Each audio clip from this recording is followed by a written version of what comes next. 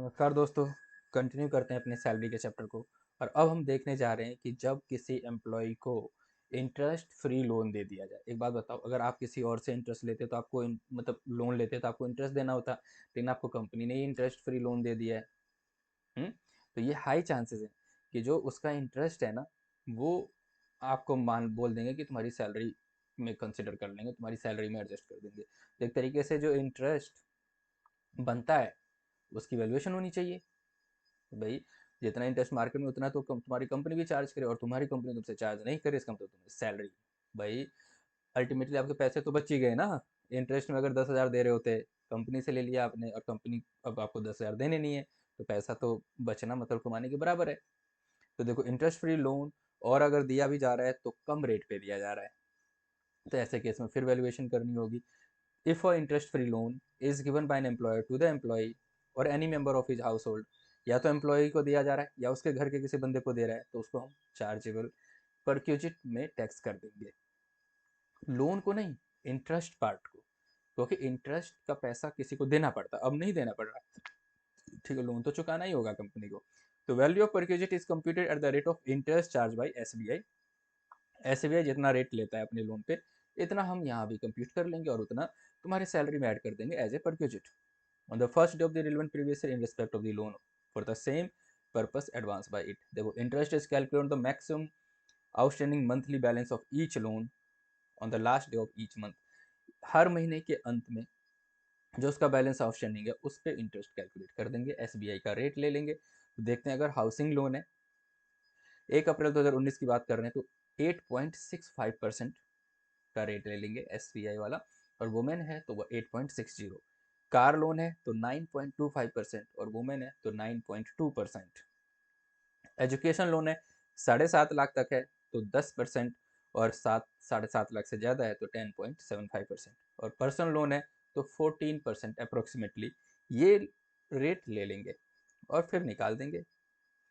In the following cases however the above perquisite is not chargeable to tax. कुछ cases में perquisite पे tax नहीं किया जाएगा। If a loan is made available for medical treatment, company ने loan दिया है मेडिकल ट्रीटमेंट के लिए, एक ऐसे डिजीज का जो कि बहुत ही खतरनाक डिजीज है, शेड्यूल में स्पेसिफाइड है, ठीक है। Not applicable sum sum has been reimbursed to the employee under any medical insurance scheme. In such a case perquisite will be chargeable to tax from the date of receipt. देखो, अगर insurance से भी compensation मिल जाता है तब तो वो tax हो जाएगा, क्योंकि तुमने यहाँ से पैसे ले लिया और उधर इंश्योरेंस करवा रखा था तो इंश्योरेंस से भी कंपनसेशन ले लिया। कंपनसेशन नहीं मिल रहा है तब तो, अगर मेडिकल ट्रीटमेंट के लिए यहाँ से तुम्हें पैसा दिया जा रहा है तब नहीं करेंगे परक्यूजिट में। लेकिन कंपनसेशन मिल गया, यहाँ से भी पैसा ले लिया, कंपनसेशन मिल गया, तो फिर कंपनसेशन पार्ट को मान लेंगे तुम्हारी salary. Now second, where the amount of original loan does not exceed 20,000 in aggregate. अगर अमाउंट, जो लोन का अमाउंट है वो बहुत छोटा है, 20,000 तक ही है, तो फिर 20,000 तक में क्या इंटरेस्ट कैलकुलेट करके परक्यूजिट ऐड करेंगे, तो यहाँ पे नहीं करेंगे, ठीक है। अब एक क्वेश्चन देख लेते हैं।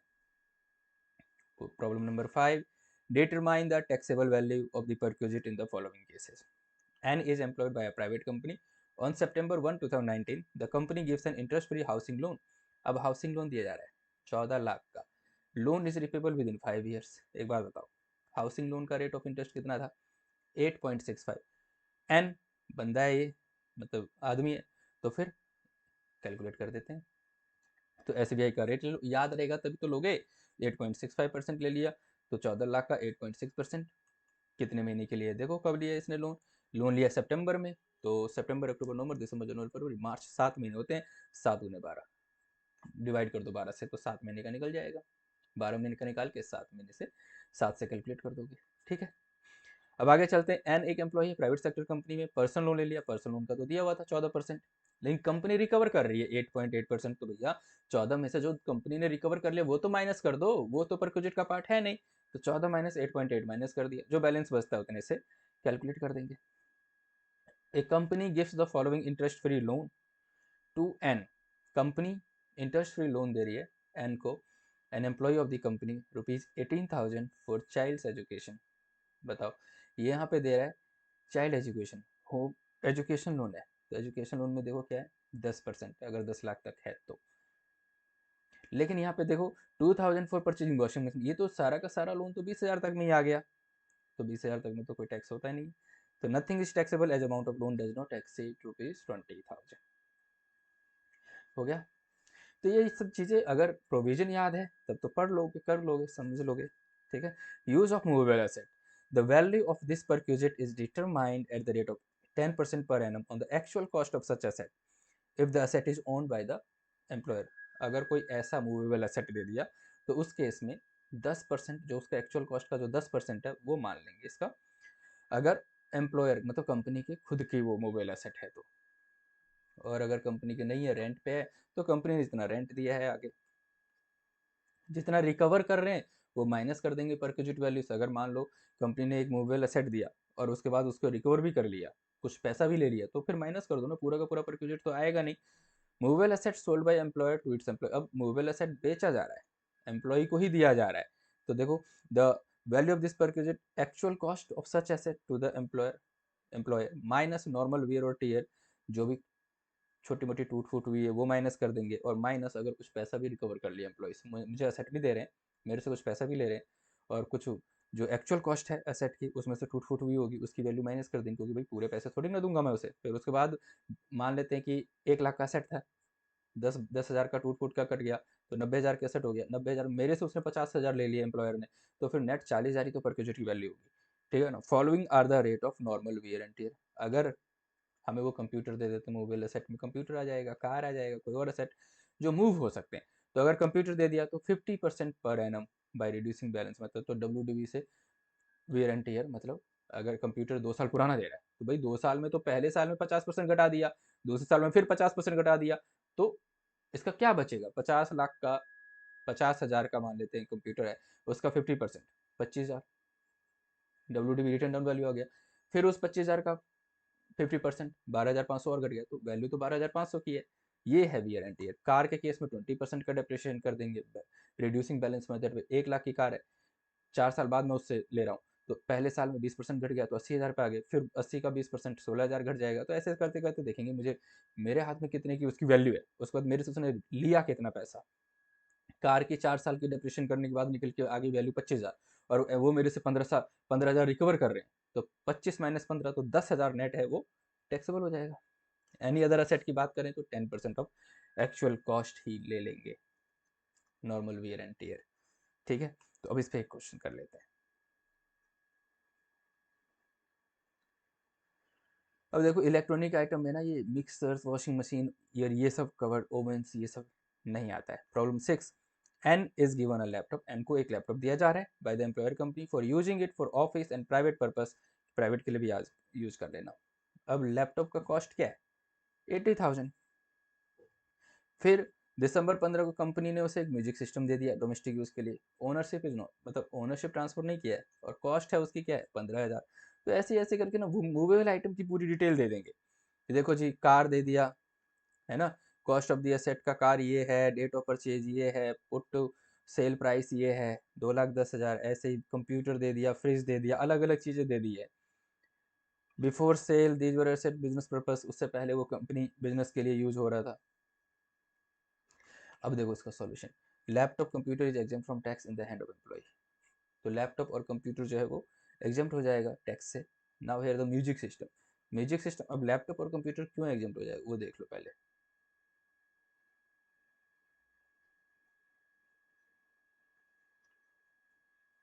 लैपटॉप में देखो यहाँ पे क्या है, ownership is not transferred, ownership तो दिया ही नहीं। ठीक है। और आगे चलते हैं, यहाँ पे भी देख लो ओनरशिप ट्रांसफर नहीं हुआ है, तो जहाँ पे ओनरशिप ट्रांसफर नहीं हुआ वहाँ तो कुछ दिया ही नहीं ना उसको, मिला थोड़ी ना, वो तो बस यूज के लिए। Music system is own by the employer, 10% of actual music system के लिए वहाँ पे कंडीशन दी गई है कि भाई 10% ले लेना। तो मोबाइल असेट में 15,000 का 10%, 3.5 महीने के लिए उसको मिला था, तो 437 रुपये इसका मान लेंगे कि ये है इसकी परक्यूजिट की वैल्यू। अब अगर कार की बात करें तो कार में देखो नॉर्मल वियर टियर 1 साल 2 साल में कितना हो रहा है, किस दिन बेचा जा रहा है। अब जैसे 6,96,000 की कार थी, 2 साल की डेप्रेशन लगाने के बाद इसकी वैल्यू होगी 4,45,000, और मेरे से रिकवरी कर लिया 2,10,000, तो फिर 2,35,440 ही तो मेरे लिए परक्यूजिट का अमाउंट आएगा। ऐसे ही कंप्यूटर में और ऐसे ही फ्रिज में, ये कर लेना प्रैक्टिस। नाउ लंच और रिफ्रेशमेंट, अगर ये सब दिया जा रहा है तो भाई चाय तो दोगे यार, नॉन दारू नहीं दे रहे, non alcoholic beverage. Non alcoholic beverage मतलब वाइन को, दारू को छोड़ के जो नॉर्मल चीज़ें दी जाती है, चाय कॉफ़ी, तो ये परक्यूजिट थोड़ी ना मानेंगे, ये तो हर ऑफिस में दिया जाता है, तो इसकी वैल्यू नील हो जाएगी। खाना दे रहे हैं नॉन अल्कोहलिक बेवरेज, फिर से खाने के साथ दारू नहीं दे रहे, ठीक है ना। किसी वर्किंग आवर में आपको कुछ खाना भी दे रहे, वो भी परक्यूजिट नहीं मानेंगे। Food and non alcoholic beverage is providing working hour at any other place that is इधर इन ऑफिस और business provided through non transferable paid vouchers usable only at eating joints provided by the employer. अगर यहाँ पे एक voucher दे दिया जाता है खाने पीने का, तो उसमें भी नील, लेकिन प्राइस उसका 50 तक ही होना चाहिए। अगर वाउचर 50 से ज़्यादा का है तब तो 50 से ऊपर की चीज़ें जो है वो वैल्यू में ले लेंगे, परक्यूजिट ले लेंगे। In any other case actual amount of expenditure incurred by the employer minus जो भी एम्प्लॉयर ने खर्चा किया है, और माइनस जितना भी एम्प्लॉयर ने उसको दे दिया। एम्प्लॉयर ने खर्चा किया खाने पीने पे, मतलब और किसी और केस में 5,000 और एम्प्लॉय उसने रिकवर कर लिया 2,500, तो 2,500 एम्प्लॉयर की, मेरे केस में एम्प्लॉय केस में मान लिया जाएगा ये परक्यूजिट है। जो पैसे हमने खुद दे दिए उसका तो हम परक्यूजिट नहीं मानेंगे। Travelling, touring and accommodation other than leave travel concession. Leave travel concession के छोड़ के अगर कोई ट्रैवलिंग का ये सब दिया जा रहा है, ठीक है, तो उसमें हम क्या करेंगे देख लेते पहले। Where such facilities available uniformly to, अगर ये सबको दिया जा रहा है यूनिफॉर्मली, मतलब इक्वली सभी एम्प्लॉय को दिया जा रहा है, तो एम्प्लॉयर ने कितना खर्चा किया और हमसे ले कितना लिया, एम्प्लॉय से ले कितना लिया। एम्प्लॉयर ने खर्चा किया 1 लाख का और एम्प्लॉय से रिकवर कर लिया 50,000, तो 50,000 परक्यूजिट की वैल्यू मान ली जाएगी। अदरवाइज सारा रिकवर कर लिया तो कोई परक्यूजिट। लेकिन अगर यूनिफॉर्मली सभी एम्प्लॉय को नहीं दिया जा रहा है, सेलेक्टेड एम्प्लॉय को दिया जा रहा है, तो value at which such facilities are offered by other agency to the public, तो पब्लिकली अगर ये होता, अगर ये कोई एम्प्लॉयर की जगह कोई और अगर ये सर्विस दे रहा होता एम्प्लॉय को, कितने पैसे लेता वो निकाल लेंगे। उसके बाद एम्प्लॉय ने कितना दे दिया अपने एम्प्लॉयर को, माइनस करके निकाल लो, ठीक है। अब है गिफ्ट वाउचर और टोकन। अगर भाई 50,000 का गिफ्ट ही दे दिया, 50,000 का वाउचर दे दिया, 50,000 का टोकन ही दे दिया, तो क्या उसको परक्यूजिट नहीं लोगे? तो इन्होंने बोला भाई देखो 5,000 तक का तो जो वाउचर, गिफ्ट और टोकन है परक्यूजिट नहीं लेंगे, 5,000 से अगर ऊपर होगा तो फिर ले लेंगे, ठीक है। Now credit card. Credit card में भैया अगर कोई एक्सपेंस कर रहे हो और कंपनी ने रिम्बर्स कर दिया तो वो तुम्हारा परक्यूजिट की वैल्यू है। क्लब एक्सपेंडिचर खर्चा कर रहे हो, कंपनी रिम्बर्स कर रही है उसका, तो तुम्हारा परक्यूजिट में मान लेंगे। एक्सपेंडिचर कर दिया ऑफिशियल यूज से, ठीक है ना, तो ये अगर ऑफिस के लिए कोई खर्चा किया और कंपनी रिम्बर्स कर रही है तब तो नहीं मानेंगे, लेकिन रिम्बर्समेंट अगर ज़्यादा मिल रहा है तब परक्यूजिट का पार्ट मान लेंगे। आगे है स्वेट इक्विटी शेयर्स और एम्प्लॉय स्टॉक ऑप्शन प्लान। भाई ये उन लोगों को दिया जाता है SESOP जिन्होंने कंपनी के लिए खून पसीना एक कर दिया है। तो ऐसे केस में देखेंगे कि जो फेयर मार्केट वैल्यू है, ऐसे मतलब ऐसे केस में शेयर्स बहुत कम दाम पे दे दिए जाते हैं, तो हम फेयर मार्केट वैल्यू देखेंगे शेयर्स की कितनी ज़्यादा है, कितनी है और इनसे रिकवर कितना किया है। तो जो excess amount fair market value है 500 रुपये एक शेयर की, और एम्प्लॉय को दे रहे हैं 200 रुपये में, तो ये जो 300 है वो उसका परक्यूजिट वैल्यू मान लेंगे। तो वही सारी बातें यहाँ पे लिखी गई है, ठीक है।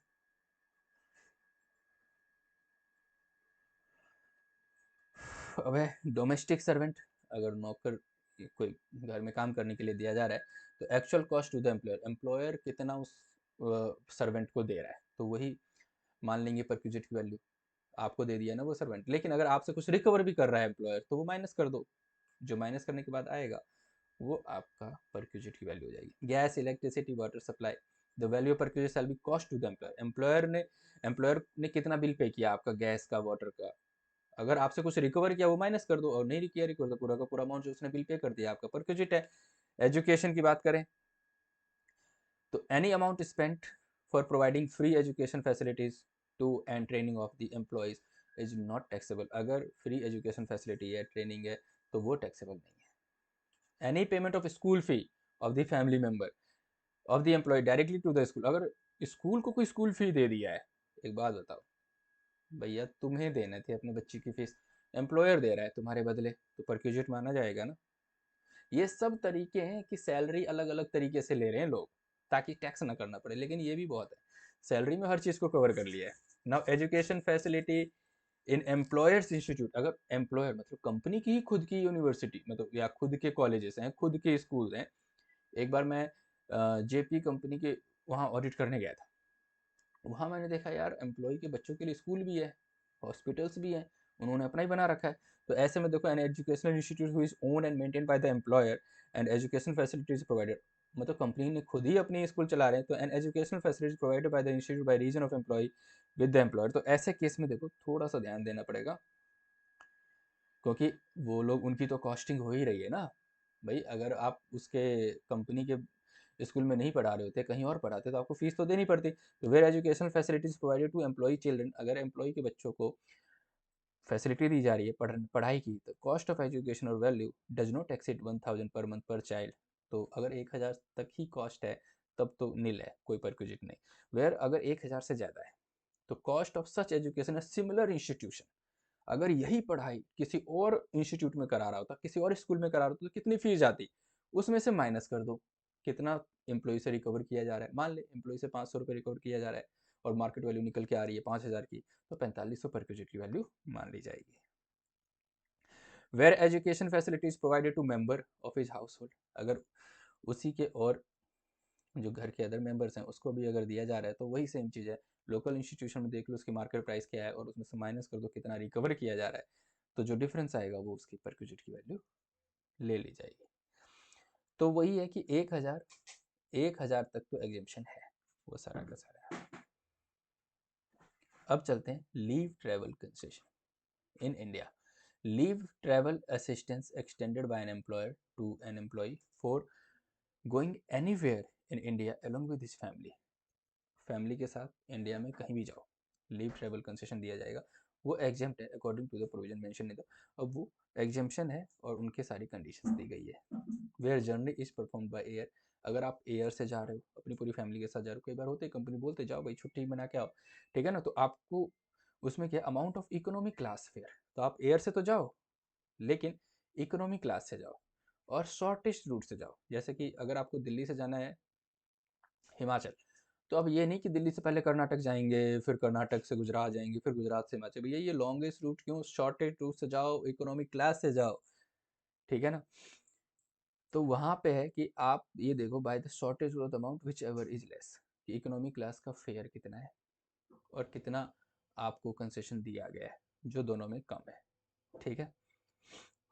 Where journey is perform by rail, अगर रेल से तो amount of air condition of first class rail free by the shortage route और द अमाउंट स्पेंट, तो जो अमाउंट जो एसी का आता है किराया खर्चा और जितना तुमने खर्चा किया है एक्चुअल में एक्सपेंड किया और जितना किराया है, तो दोनों में जो कम है वो मान लेंगे पर क्रेडिट, ठीक है।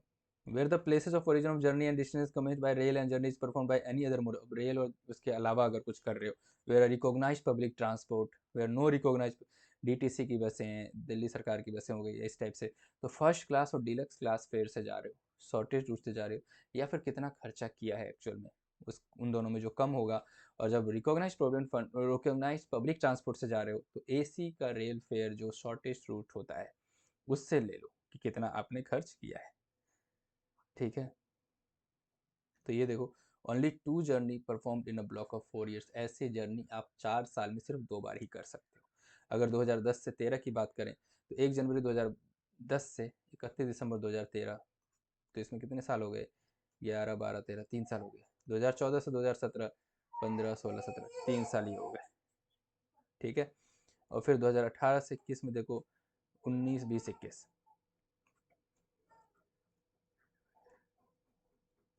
तो अगर इस टाइप की आप करते हो कि एक जो हमारा 4 साल का ब्लॉक है ना, एक सेकंड यहाँ पे देख लेते हैं, ये देखो amount of exemption, exemption is available only in respect of fair for going anywhere in India along with family twice in a block of 4 years, 4 साल में 2 बार ऐसे ट्रिप पे जाते हो तो आपको एग्जाम्शन मिल जाएगी जो दोनों में कम होगा, कि एक्चुअल किराया क्या है और तुमने एक्चुअल खर्च कितना किया, दोनों में जो कम है उतने की एग्जाम्शन ले लेना।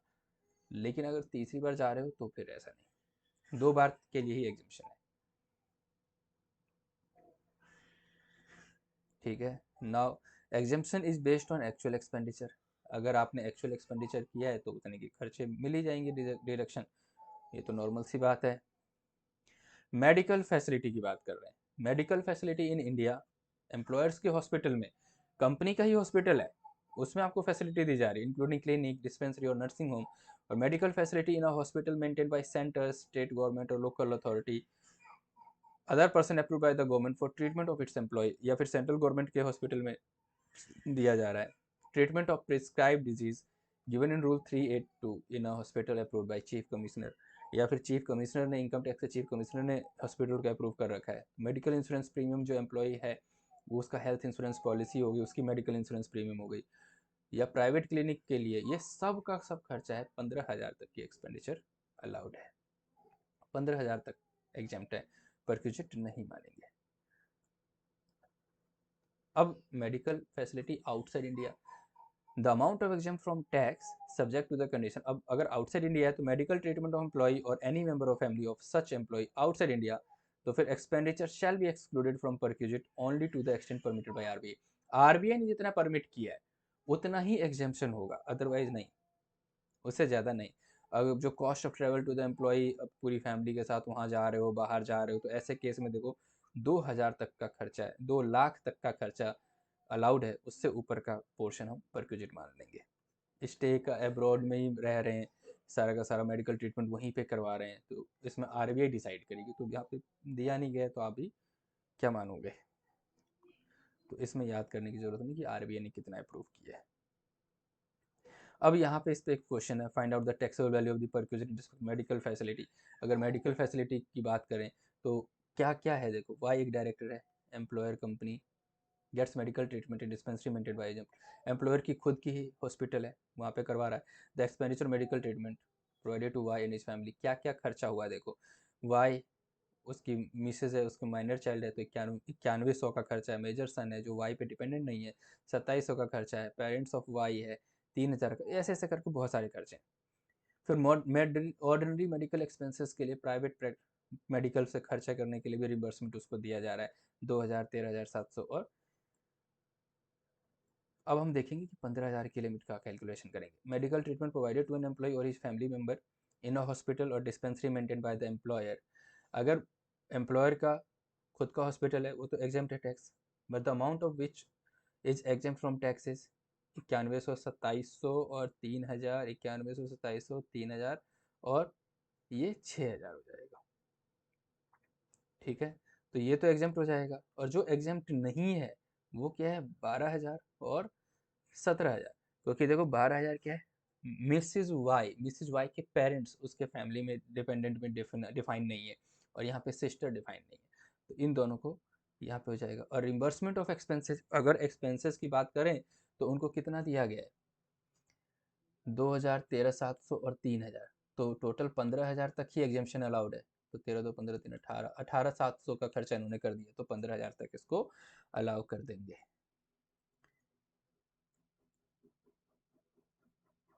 तो सारा का सारा खर्चा 2,000 और ये 13,700, देख लो कितना है, 2,000 और 13,700। ट्रीटमेंट ये जो मिसेस फादर है ये तो इसमें कोई एग्जाम्पशन में आएगी नहीं, तो टैक्सेबल ही रहेगा ना, क्योंकि उसकी वाइफ के फादर को कंसिडर नहीं किया जाएगा। तो इस तरीके से 15,700 में से 15 के एग्जाम्पशन, तो 700 ये और 3,000 अलग से, वो पूरा का पूरा टैक्सेबल रहेगा। तो ये पूरा का पूरा याद रखने वाला है, याद रखोगे तो इस क्वेश्चन को कर पाओगे, अदरवाइज दिक्कत होने वाली है। तो ये था सैलरी का सेकंड चैप्टर जिसे हमने फिनिश किया है। अब आपका रहता है last chapter, lesson number 7, salary 3, unit 3। ये बहुत छोटा सा टॉपिक है, छोटा सा चैप्टर है, इसको हम फिनिश करते हैं नेक्स्ट वीडियो में। तो मिलते हैं नेक्स्ट वीडियो में, तब तक के लिए बाय बाय, टेक केयर।